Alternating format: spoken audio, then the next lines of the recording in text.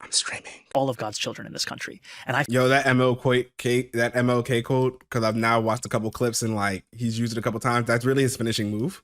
Like when he's like, I'm about to kill a liberal. I'm about to shut it all down. He said Zohran Mamdani. But also because I still need the clicks. I still need the clicks. We are still going to do a little bit of outrage bait because I just need I need y'all to let me know whether or not like is NPR moving funny. Like I felt like this interview, I only started it like only I think like 4 minutes in. These questions were funny to me, and I guess it's so weird to realize that like legacy media is so far from what the average, especially like youth, where their Overton window is for what they consider like left or center left or more or moderate, even though, you know, in this chat we don't believe in that. That's just right with extra steps. But yeah, so when you see Zohran go against like legacy media, it's like, who do you when you see him go against legacy media, you're just like, wow, this feels more antagonistic weirdly. Sometimes you can't, like, sometimes it's very obvious, but other times it's like feels vaguely more antagonistic than I remember like a person who's ostensibly on the same side doing an interview, but like in what you would consider friendly territory. It started with words. You were asking, who do I think would be the candidate to change things for the better? I want to know, like, you mean like on a federal level, or like, because for me, I think I'm the older I get and the more I start to learn, the more I start to feel like I think the answer is just not going to come from the federal level. I think it is going to come from the state level. We need more progressives in small government positions who are going to be able to advocate, going to be able to fill the rooms with opinions that that make our options more okay. How are we going to provide better social safety nets instead of just about the viability of them in general? All right, let's see what's popping with this morning edition interview with Zohran Mamdani on affordability, billionaires and fighting hate. It's on Morning Edition. Came out today. Presumptive Democratic nominee for mayor of New York City won his campaign by appealing to young voters and getting them to the polls. But now Zohran Mamdani, a 33-year-old Democratic socialist, is going to have to unite his party behind him and appeal to all New Yorkers. And you are with me now in the New York Bureau. Hi, thank you for... Like, I don't know, like from jump right there, I was like, I don't know why that sounded so weird to me. Of like, it's gonna have to now unite his party. It's like, he just won. What happened? Like, where's the congratulations on a hard fought race? It's like he's not the one. I guess what I resent the premise that it's Zohran that is dividing his party and not the corporate interest leeching themselves off of the Democratic establishment. You're coming in. Thank you very much for having me. It's a pleasure. So I really want to start with how you did this. I mean, you were a person that most people didn't know your name. They still can't pronounce your name, even though it's spelled like it sounds.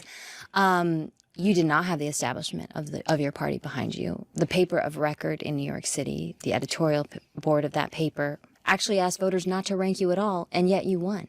How did you do that? And why did voters choose you? Because I'm nice like that. What you mean? You know, from the beginning, we wanted to break out of the bubble of New York City politics and into the world of New York City itself. You know, this is a city that I moved to when I was 7 years old. It's where I've grown up. It's where I got my citizenship, where I got married. It's a city that I love. And I've been frustrated over many years to see how separate often our politics is from our place. And we sought especially to increase turnout amongst New Yorkers who hadn't been participating and to register new voters.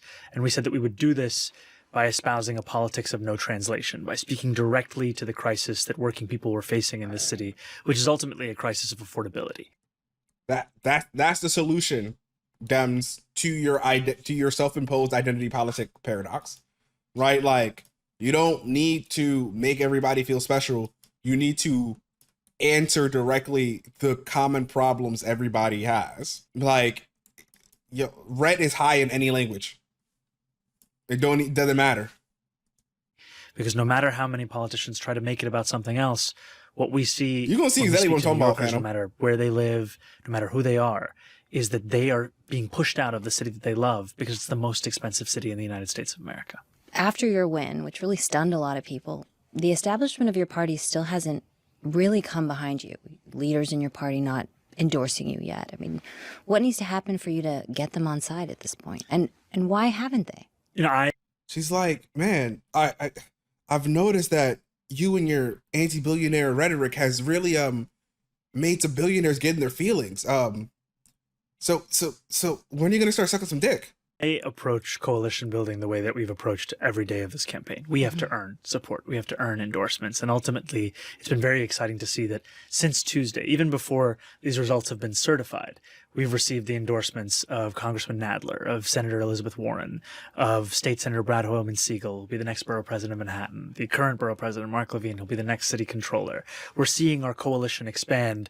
And a lot of it is a reflection of the fact that our victory on Tuesday was a decisive victory. We won with a vision that spoke to every single New Yorker. And ultimately, what I think binds us together, both with the endorsers who began this campaign with us and the ones who are joining us now, is that shared belief that this is a city that should be affordable. And by building a tent around that affordability, we saw that in the first round of ranked choice voting, we got more votes than Eric Adams did after 7 rounds in 2021. And we didn't just win places that were considered... Bro, he really on that Fred Hampton time, and that's why I'm actually like so scared for him. Like, you know, like he's literally trying to make the New Age Rainbow Coalition around the fact that like you deserve to afford life. And I know that I got the 1% scared shitless. To be progressive. We won neighborhoods that voted for Donald Trump. We won neighborhoods that voted for Eric Adams. And we did so because ultimately you can actually win people back if you offer them a vision to vote for, not just something to vote against. Concepts. Now, the names you just mentioned, some of them were people that Americans would expect to endorse you within your party. But there are leaders in your party who have been asked directly. Chuck Schumer, Senator Chuck Schumer, Representative Hakeem Jeffries, both from New York, who were asked directly and still didn't endorse you. So what needs to happen for them to come on side? Have you met with them? Like, it's the doubling down on that question. Cosmic, yeah, you're right. He's really grounded. Like, he's on message. Like, he just entered this whole question saying, hey, look, I think the billionaires were surprised because I was talking to the people. Question. Yeah, so, but like, why didn't the billionaires try to extort you, basically? Like, what's going on with that? Are you weird? I've appreciated the conversations I've had with them and the recognition of our campaign's focus on that affordability as being something that is meeting this moment in time. And I'm looking forward to sitting down with both of them because ultimately what we see in this primary election is an example of how we can also start to unite our party and build our party such that we can take on and defeat this right-wing authoritarianism we're seeing in Washington, D.C. And I give you that as an analysis because of the fact that in November, New York was the state that swung most towards Donald Trump, 11.5 points. And that swing happened far from the caricatures of Trump voters. It happened in the hearts of immigrant New York City. And when I went to Fordham Road in the Bronx, when I went to Hillside Avenue in Queens a few days after that election, and I asked Democrats, who did you vote for and why? They told me again and again they voted for Donald Trump because they remembered being able to afford their life 4 years ago. Sheriff's Department will be wild. They cited their rent. That might be when we get some motion. Childcare. And I asked them, what would it take to bring you back? And they said, let a lefty get in the sheriff's department, all of a sudden, economic agenda. And that's what we lay off led half the with, workforce. Freezing the rent for more than 2 million rent-stabilized tenants, taking the slowest buses in the nation, making them fast and free, and delivering universal childcare, and showing... Like, these are simple things. Guaranteed housing, free public transportation, free childcare. How would you ever be against that, right? You can't vote against that. It's too humane. I don't even want to worry about anything else until I have those 3 basic necessities of living a human life covered, right? Like that I'm sheltered, that I can move around freely, that my children will be successful, and then he hadn't even mentioned the groceries. that voters in the same places that had been written about as being lost to the Democrats forever, in places like Diker Heights and Bath Beach and Bensonhurst and College Point across the city, are voters that can still come back if you offer them a vision that they see themselves in. Let's talk about your policies, because one of the criticisms that your detractors have is that they sound great. It sounds great to have free childcare and free buses and groceries that you can afford. But a lot of what you're promising is out of the mayor's hand. It's something that will have to happen at the state level. It will have to happen, as you mentioned, with other actors. So how can you actually fulfill any of these promises? Absolutely. What we've seen in our history of our city is, especially since the fiscal crisis, the city is a creature of the state. Any mayor that has an ambition that meets the scale of the crisis of the people that they're seeking to represent will have to work with Albany. And the reason that I put forward this agenda is not only because it's urgent, but because it's feasible. And it's just a question of putting in the work and building the coalition. The same people who will tell you that making every bus free in New York City is a non-starter are the ones who would have described my campaign 8 months ago as a non-starter. And what we've shown is that we can build a new kind of politics. We can build a new kind of coalition, and we can deliver actual results. This guy's good. This guy's good. He had what the, pop. Like, what is, yeah, NPR is moving funny. NPR is moving funny to me. Because what do you mean? Why are we hitting him with the mayor can't even do all this stuff? Like, how are we going to pay for that? Can we get to the general election first? Then just saying, oh, you can't. Hey, Babella, thank you for the super chat. Thank you. I did it myself. AKA, I went on Canva and I chose one of the templates. Wait, is it gonna let me? No. I don't know how to. I wish I could pin this comment. Thank you for the super chat, Babella. I respect that. Thank you. I think it's the first super chat that I got on the channel.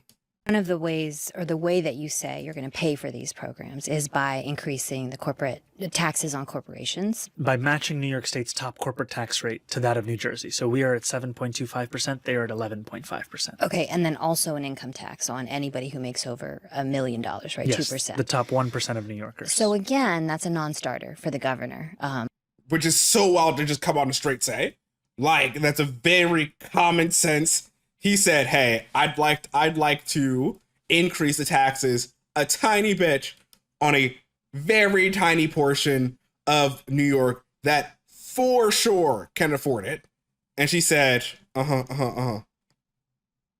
Yeah, so the government is saying fuck nah to that. So counter.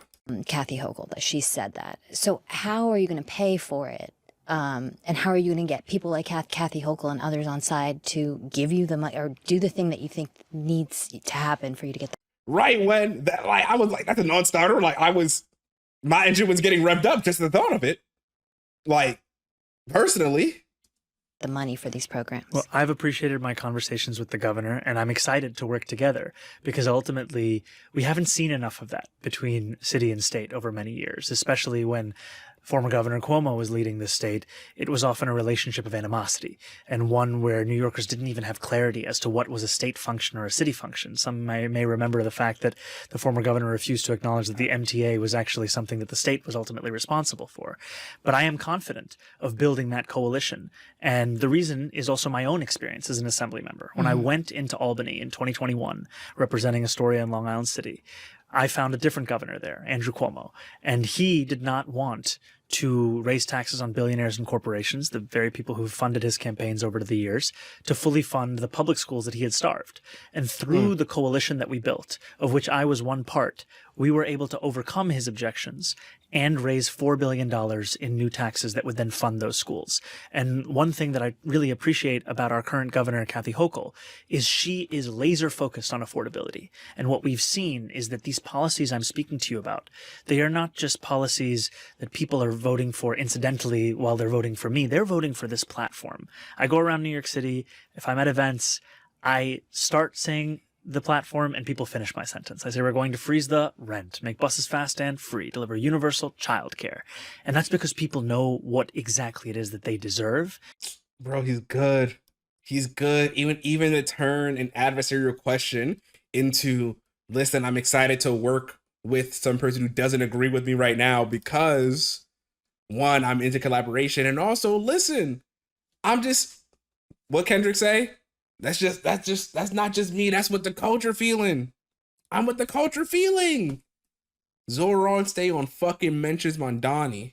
And I'm confident of being able to deliver on that agenda. But again, what makes you confident about the coalition building when you're hearing the governor say it's a non-starter? She hasn't also endorsed you yet, as these other leaders within your party have not done. What gives you that confidence that you can overcome that if you...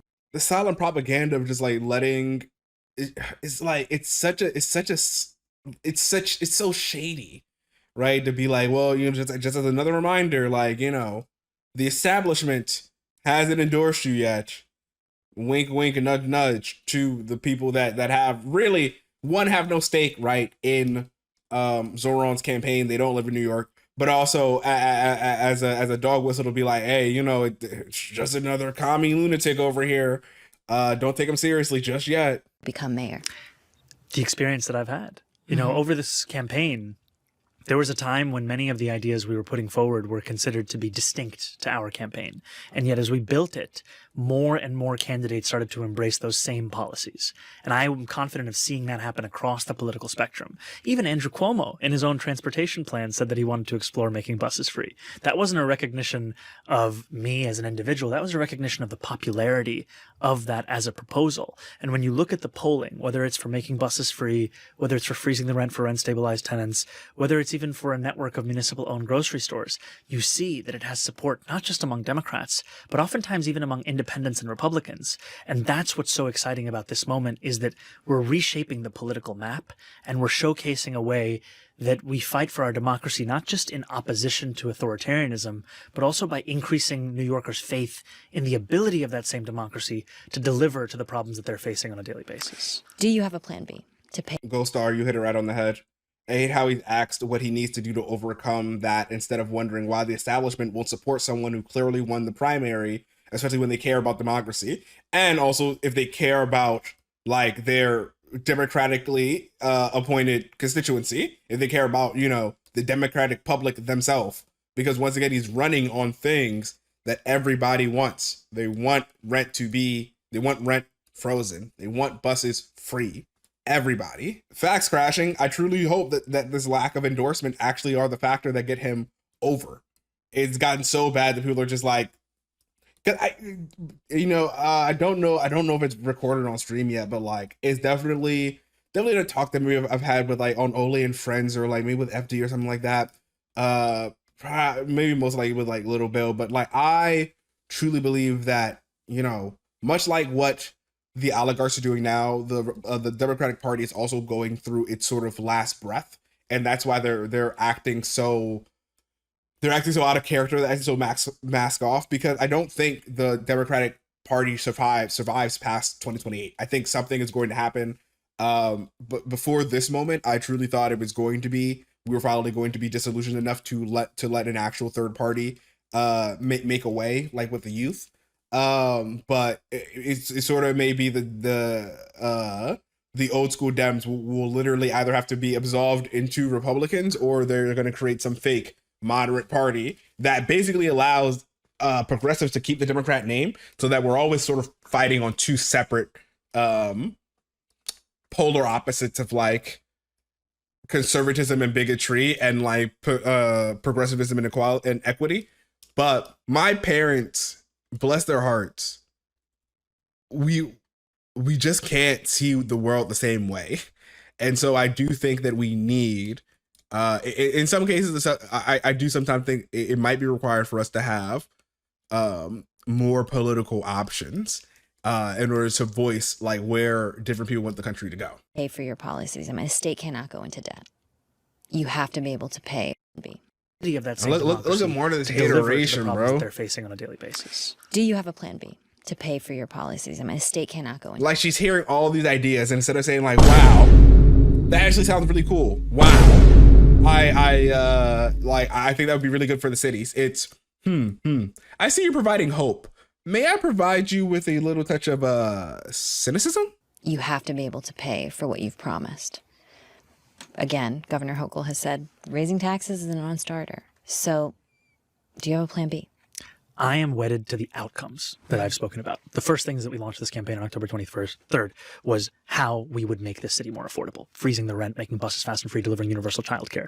If there are other means by which you can pay for that beyond the taxes we've proposed, by all means, I am ready for that discussion. But ultimately, what I will be judged by is the delivery of these commitments to making the city affordable. He says, I got a Mamdani mandate. That's one thing I'm going to do. And to me, there are other means by which you can raise revenue. You know, we have looked at a number of different things at city and at state level, but ultimately the ones that I think make the most sense are by matching the corporate tax rate of our regional neighbor and by increasing income taxes on the top 1%, in part because even after you accomplish those things, both of those groups of New Yorkers who make $1 million or more a year, or corporations that make millions in profits, would still pay less in taxes than they did before Trump's tax cuts in his first administration. And I say that because too often it's described as unrealistic when you have an ambition for working people and the way in which you'll pay for it. But it's actually firmly grounded in our precedent. You describe yourself as a democratic socialist. You embrace that label wholeheartedly. And I think that scares some of the people within your own party. And I think it scares some American voters. It's scaring my boss. It's scaring my grandma. It's scaring my mom. I'm being forced to ask this. How would you explain democratic socialism to American voters? You know, as a Muslim democratic socialist, I am no stranger to bad PR and having to explain these labels and terms, which many have been taught to fear for many years. You know, this is a language that I learned from Bernie Sanders' 2016 run, when he ran for president, and I understood, in fact, that this was what described my politics. And ultimately, his focus in that time was on income inequality, and that is my focus in this time. And I think about the words of Dr. King decades ago, who said, call it democracy or call it democratic socialism. There must be a better distribution of wealth for all of God's children in this country. And that MLK quote, because I've now watched a couple clips and like he's used it a couple times. That's really his finishing move. Like when he's like, I'm about to kill a liberal. I'm about to shut it all down. He said, and I think about what MLK said. Find that when I speak to New Yorkers, no matter how they may describe themselves or their politics, they do believe that dignity should be a reality for each and every person that calls this city home. And sometimes when we just break it down into the ways we interact with our city, libraries and sanitation and public schools, then you realize that in fact, those are necessary for a dignified life. So is public transit. So is housing. So is childcare. These are not negotiable things or luxury items. They are the building blocks of any person's life in this city. And even with public transit, for example, $2.90 may not seem like a lot to many who are listening. It's out of reach for 1 in 5 New Yorkers. And if it's out of reach for the very New Yorkers for whom we are intending to lift up with so much of our social programs, then we have to interrogate whether this current model is serving that intent. You made some waves this weekend when you said that you didn't believe that billionaires had the right to exist. What does that mean exactly? I mean, are you talking about redistribution? Like, this is the most shilly question so far. Oh my God. Like, hey, you're making my friends anxious. Like, what do you mean by you don't like it when people have a lot of money? Like, when you're like, we should like eat the rich. 'Cause like I have some friends who like, they wouldn't say they're rich. Like they would say their parents are rich, you know? And we might call that generational wealth, but like, we don't talk. Distribution of wealth where you take money from these billionaires and give them to Americans who make less. I was speaking about the stark nature of income inequality in this city and in this country. And ultimately, I think the better question is whether working people have the right to exist. Because what we've seen in this city is that more and more working people are being pushed out. And the vision that I'm speaking about, it's a vision that I want everyone to enjoy and benefit from, including billionaires. And I say this often both in meetings and also in conversations, that though my taxes that I'm proposing are ones that would be on the top 1% of New Yorkers, on the most profitable corporations, it's not taxes that will detract from their life. It's in fact taxes that will benefit everyone across the city, including those who are being taxed.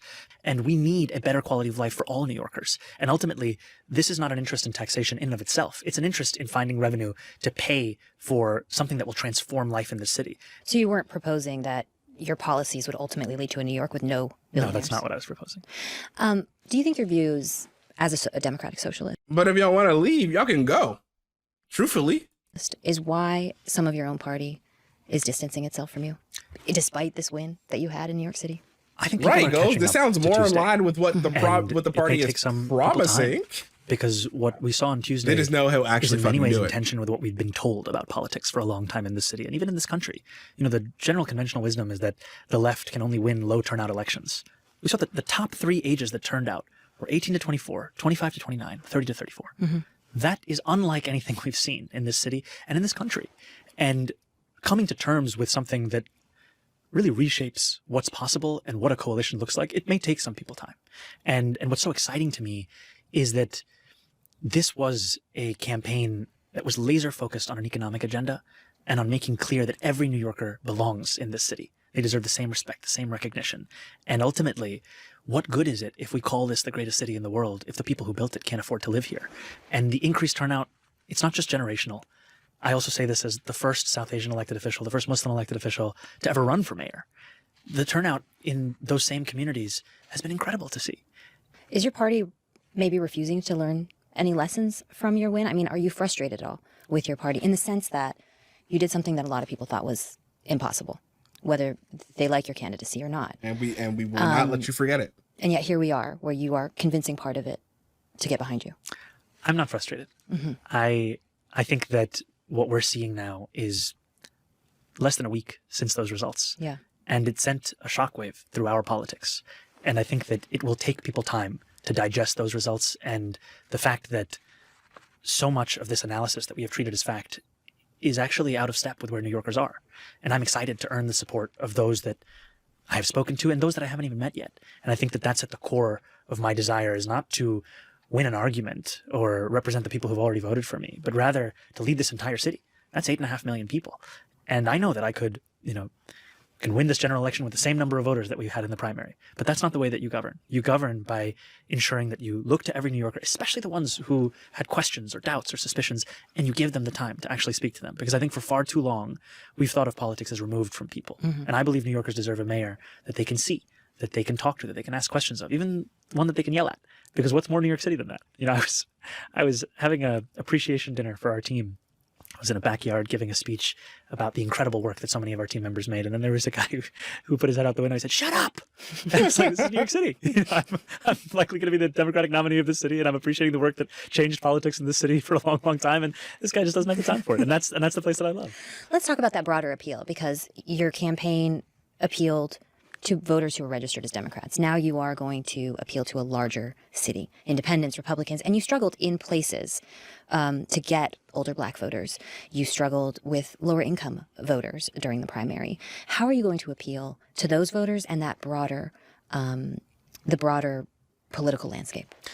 I had a young man who came up to me. I know there has been some discourse on on Zohran and the overall Black vote, but having absolutely no insider knowledge on it whatsoever, I truly do believe that was due to the quirks of the primary landscape. One, I think if you see by especially how we got the young Black vote, in that 18 to 34 realm, I mean you'll see that during the primary older Black people they might not even vote. They might not vote. They're gonna vote on name recognition anyway. Cuomo was on the ballot, so it's you'll vote for the name that you recognize. It takes a little longer for information to get to the barbershop, to the churches, to where some of these older Black folks are. But I think especially now with the momentum that he has, going into the general, once the aunties see just how riled up the cousins are, with the platform that he has, and the fact that my man's middle name is Kwame. He's from Uganda. He's literally African. I think there's not a need to stir up this tired ass discussion so early, but really at all. With about an hour left before Election Day, mm-hmm. He was on his motorcycle, came up with his helmet, he took it off, and he said, "I want to vote for you, but I don't know if I can." And we pulled out his phone, we found his voter registration. I was ready to get on the back of his motorbike and go to a poll site with him. And we found out that he was a Republican. And to me, it was just one example of how if you keep that door open to each and every New Yorker and you ask them for one thing, which is to believe in a city that everyone can afford, you will find far more interest than just those who belong to one party. And there are so many New Yorkers who I heard of who went to vote into the polls and were turned away because they didn't know that they were an independent. They didn't know that they were unaffiliated. They didn't know that they weren't able to be part of that political process. And I'm excited that in November, they will have a chance to cast that same vote. And ultimately, what we saw, for example, with the truly worst fear the establishment has is that Mamdani will not need the billionaire class to win, right? That there are enough people between the worker and the middle class that just want somebody to give them some common sense solutions to actually fight for them, that they're not going to be able to control the political machine anymore. They're scared shitless by that because for decades now, like, money has been the universal solution to all their problems. And if now they can't control outcomes, listen, when abusers lose a sense of control. Black voters in New York City, Andrew Cuomo had a sizable advantage from the beginning of this race. At some points, we managed to close that gap immensely, and we managed to win young Black New Yorkers who were a real core part of our campaign. Now, my job is to earn the trust and support of older Black New Yorkers, and I'm going to do that by respecting them and the work that they have done and going to meet with them. And what I'm excited by is that whereas for the first 3-4 months of this campaign, I couldn't get into a church because nobody knew who I was. I began this campaign at 1% name recognition, and that's being charitable to myself. And then by the end of it, I was double booked on Sundays. And now we have more months to have those same kinds of visits, to introduce myself again and again. And I know that in this last race, I wasn't just running against Andrew Cuomo. I was also running against the legacy of Mario Cuomo, because so many voters told me I'm voting for Mario's son.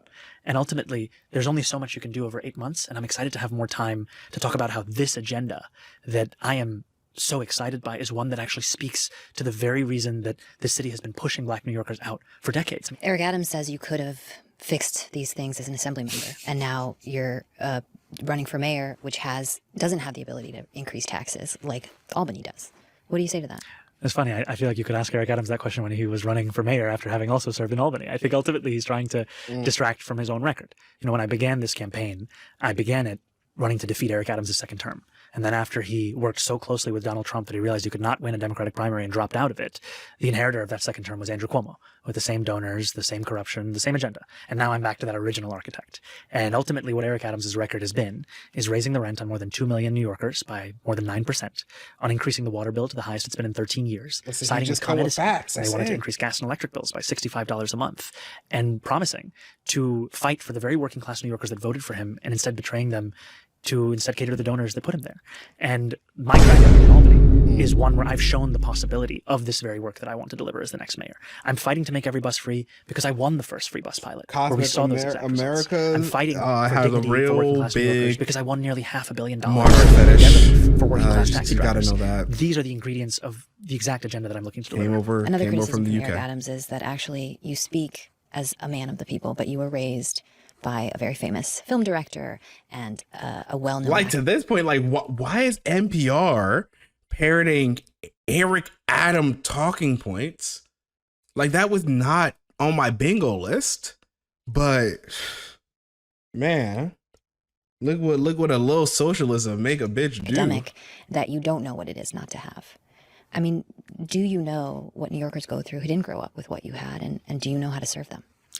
I have always been honest to the fact of how I grew up in this city and the fact that the childhood that I had was one that I believe every New Yorker should have, one that is sadly out of reach for so many. And what we've seen is that we deserve a mayor who puts so good at answering questions. Every single tool at our disposal to use in delivering working people a life that they can afford. And ultimately what we've seen is there's no doubting the struggles that Eric Adams has gone through over the course of his life, but there's also no doubting the record that he has as leading the city, a record where he has betrayed those very working class New Yorkers time and again.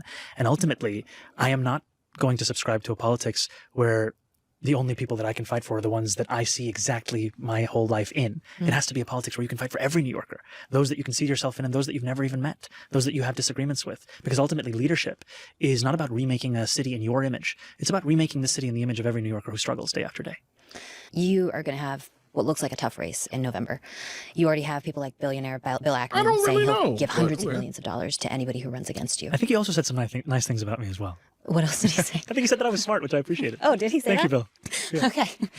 Well, right, call her out. This is so needlessly antagonistic for what's supposed to be a liberal platform. Okay, but he also doesn't want you to be mayor of New York City. And there are other corporations, wealthy New Yorkers who feel the same way.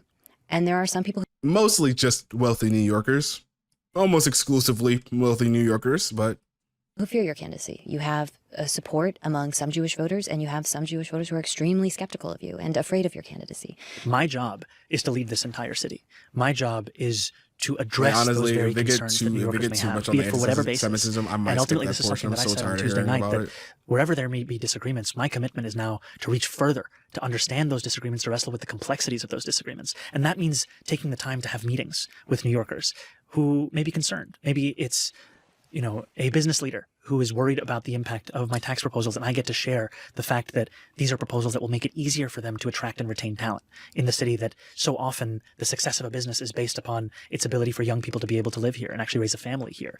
If I can speak with a Jewish New Yorker who's concerned about the issue of anti-Semitism, and I can share the fact that this is a real crisis that we have to tackle, and one that I'm committed to doing so through increased funding for actually preventing hate crimes across the city, an increase in about 800% to do so, and make it clear time and again that my commitment is to protect Jewish New Yorkers, and that I will live up to that commitment through my actions. And that's what these next many months are about. It's not simply about winning an election. It's about ensuring that every New Yorker knows that even where they disagree with me, there will always be a shared sense of humanity, and I will always still represent them. Where they feel misunderstood, I will look to understand them. Where they feel hurt, I will look to heal them. And I think that that is at the core where, you know, even Bill Ackman, whomever it is, I want them to stay in the city. I want everyone to stay. Our point of disagreement is not whether or not they should be here. It's how do we make this a city where everyone can afford to stay. But what do you say to people who say, if Zohran Mamdani wins, I'm leaving the city, whether it's corporations, wealthy. Here's what you say to that. You know what you say to if he wins, I'm going to leave the city? This is what you say. Stop the cap. Stop the cap. You're not leaving the most famous city in the nation. You're not leaving where like a big chunk of our GDP comes from. Stop fucking playing. Be so fucking for real right now. New Yorkers or New Yorkers who feel like you won't make them more safe. I have to earn their trust, and I have to sit down with them, and I have to hear their concerns. And though there may still be disagreements at the end of that meeting, I think there are a lot of concerns that are based upon a caricature of myself. And I don't blame New Yorkers for having that caricature, because they've had to deal with more than $30 million of spending that paints me. Liberals are just bashful rights. In that manner, that smears and slanders me. They're demure conservatives. That artificially lengthens the color and the length of my beard, that calls me a monster and describes me at the gates. If I was someone who knew nothing about myself and that was the only way that I was introduced to a campaign, I too might have concerns. And that's the exciting opportunity that both this general election and these next few months present, is to live up to the words of another famous New Yorker, to reintroduce myself. And it's an introduction that will showcase my focus on these 5 boroughs, on protecting each and every New Yorker, and on delivering them a life that they can afford, so that they can do more than just struggle in this city, but actually live out the dreams that brought them here. You know, the thing that was very clear in the weeks before and the days after the primary was this barrage of racist, anti-Muslim attacks on you. Equating you to a terrorist, saying you're a danger to the safety of Americans, especially Jewish Americans. And I'm going to repeat some of the attacks, not because I think they're okay to say, but I want listeners to understand what's being said. And it's not just from the right wing and Republicans in office. It's also from other influential figures. Deborah Messing of Will and Grace posted online that you sided with terrorists and you celebrated 9/11. You were 9 when that happened. Republican Representative Nancy Mace posted a picture of you in your Eid outfit and wrote... You said it's not only Republicans, but then you just... you cited people that have Republican views. All right, cool. After 9/11, we said, never forget. I think we sadly have forgotten. Republican Representative Andy Ogle called you Little Muhammad and said you need to be deported and is calling for your denaturalization. Were you prepared for this level of bigotry? That's kind of crazy. Little Muhammad? It's unsurprising. And yet it's still deeply saddening. And it's unsurprising because, as many Muslims in this country know, to exist in public life is to have to deal with this kind of slander at a different scale. And it's part of why so many have thought that the safest place to live is in the shadows. And so much of my hope for this campaign was to bring the margins of our city into the mainstream. It's been very difficult. I mean, listen, you know, maybe this is like a psyop in a way, because honestly, all this has done is give great promo for his story. Like, why at this point, I kind of want this nigga to run for president. To see just how much he might be the true new American story of this hatred has been normalized. And as you've said, it's not just Republican congresspeople. It's an actress of a show that I used to watch as a kid. And I think that ultimately my responsibility is to show that our vision for this city, it's a vision that is universal. It's a vision that wants to recognize the belonging of each and every New Yorker. And it's in stark contrast to this exclusionary vision that we see from so many. One that seeks to distract people from an inability to take care of working people by designating the enemies as the other. And one of the most difficult parts of this, however, have been that the threats that have been made on my life and on people that I love are ones that fundamentally transform how you can live. And so it's changed how you can live? It has. It has. I mean, the amount of people that reach out to me filled with anxiety about my own safety, the fact that I now have to have security at all times, it's a different way of engaging with the world. But my responsibility is to showcase that this is but a drop in the bucket of how people actually feel in the city. You know, just a few days after I received a number of death threats and someone who said that he was going to blow up my car, which was news to me because I don't own a car, but he clearly had a vision for what he would do to me and to my family. I walked the length of Manhattan to speak to New Yorkers. And I did it because I think that the way that we defeat this bigotry is by showcasing just how small of a minority it actually represents. And I'm excited by the fact that this election has had meaning, not just for those that share my identities, but for those that had lost faith in politics at large. And our vision moving forward is one that speaks to all of them. Do you think the attacks work, though? That there are people who are now afraid of you because of your faith? I think that there are some. I think that... What kind of fucking question is that? I think that it's hard not to believe so much of what you're told. And what I've really appreciated, however, is that New Yorkers have still been able to give me a chance when I meet them, no matter what they have heard on a 30-second ad or a mailer in their mailbox. And ultimately, there's still an interest in building a city that can navigate whatever disagreement there may be, but always going back to that shared humanity. And it's a very New York thing. I mean, I think about Mayor Koch, who told New Yorkers, if you agree with me on 9 out of 12 issues, vote for me. 12 out of 12, see a psychiatrist. And I've shared this over the campaign. And there was a kid that came up to me in Washington Square Park. He was like, I agree with 12 out of 12. Send me away. I was like, I appreciate the sentiment, brother. Bro, he has Riz. I'm sorry to say. But I think it's Zohran got the aura. It's the city that I love, the city that I grew up in, where, you know, there are moments when there's a video of two New Yorkers and they're yelling at each other and people will be commenting, are they having an argument? Someone will just say, no, these are just two New Yorkers showing each other love. And that's the city that I want to represent. So much about your faith and being Muslim, people are talking about it and talking about you and what kind of Muslim are you and that kind of thing. Yeah, I mean, what about your faith? What do you draw on in your faith that informs you as a New Yorker, as a politician, as a person who's trying to become mayor of this city? You know, my grandparents, Yusuf and Kulsum, were the ones that taught me about Islam at a young age. And one of the lessons that I always held with me was an understanding that to be a good Muslim, you had to be a good person. You had to help those in need and harm no one. And my favorite month of the year is Ramadan. And it's a month that I've loved because as I grew up, it was one where I started to learn what it meant to be in solidarity with people that you never even met. You know, when we were having iftar or we were, you know, Eid, you would not ask who someone was before you passed them a plate of food. You would not ask who someone was before you helped them. It was a month where you saw yourself in others, no matter if you knew their name or not.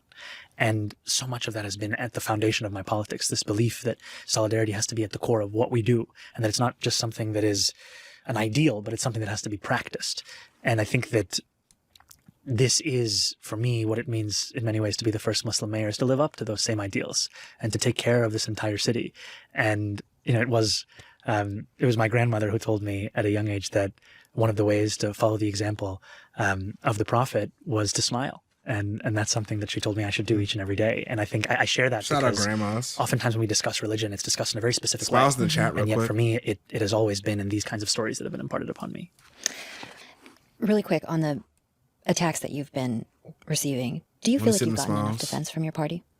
I've appreciated a number of leaders across our party and the country who've spoken up about this very clear anti-Muslim bigotry and this Islamophobia.